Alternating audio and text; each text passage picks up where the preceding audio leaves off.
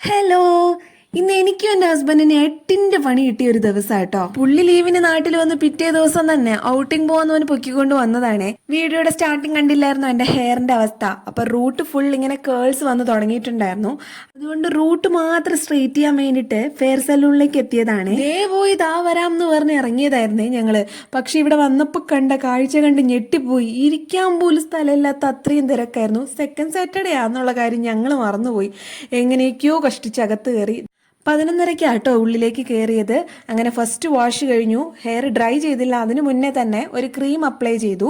അതിനുശേഷം വീണ്ടും വാഷ് ചെയ്ത ശേഷം ഹെയർ നല്ല പോലെ ഡ്രൈ ചെയ്തു.